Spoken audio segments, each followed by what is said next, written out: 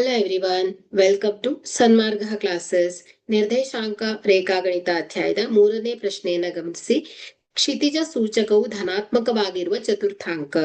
ಆಯ್ಕೆ 1 ಮತ್ತು 2 ಚತುರ್ಥಕ, ಆಯ್ಕೆ ಬಿ 1 ಮತ್ತು 4 ಚತುರ್ಥಕ, ಆಯ್ಕೆ ಸಿ 1ನೇ ಚತುರ್ಥಕ ಮಾತ್ರ, ಆಯ್ಕೆ ಡಿ 2ನೇ ಚತುರ್ಥಕ ಮಾತ್ರ.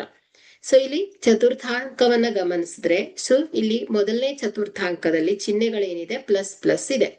ಸೊ ಇಲ್ಲಿ ಕ್ಷಿತಿಜ ಸಂಖ್ಯೆ ಏನಾಗಿ ಧನಾತ್ಮಕವಾಗಿದೆ. ಸೊ ಚತುರ್ಥಾಂಕ 2ರಲ್ಲಿ ಏನಾಗಿದೆ ಹೇಳಿ, ಚಿಹ್ನೆಗಳು ಮೈನಸ್ ಪ್ಲಸ್ ಅಂದ್ರೆ ಏನು, ಕ್ಷಿತಿಜ ಸಂಖ್ಯೆ ಋಣಾತ್ಮಕವಾಗಿದೆ.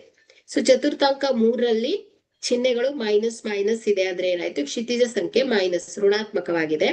ಚತುರ್ಥಾಂಕ 4ರಲ್ಲಿ ಚಿಹ್ನೆಗಳು ಪ್ಲಸ್ ಮೈನಸ್ ಇದೆ, ಇಲ್ಲಿ ಕ್ಷಿತಿಜ ಸಂಖ್ಯೆ ಪ್ಲಸ್ ಇದೆ. ಸೊ ಆದ್ರಿಂದ ಇಲ್ಲಿ ಕ್ಷಿತಿಜ ಸಂಖ್ಯೆ ಧನಾತ್ಮಕವಾಗಿರೋದು ಅಲ್ವಾ. ಸೊ ಹಾಗಾದ್ರೆ ಕ್ಷಿತಿಜ ಸಂಖ್ಯೆ ಧನಾತ್ಮಕವಾಗಿರೋದು ಯಾವ್ದು ಹೇಳಿ, 1 ಮತ್ತು 4 ಚತುರ್ಥಾಂಕದಲ್ಲಿ ಇದು ಧನಾತ್ಮಕವಾಗಿದೆ. ಸೊ ಹಾಗಾದ್ರೆ ಇಲ್ಲಿ ಆಯ್ಕೆ ಬಿ ಸರಿಯಾಗತ್ತೆ. Okay, thank you.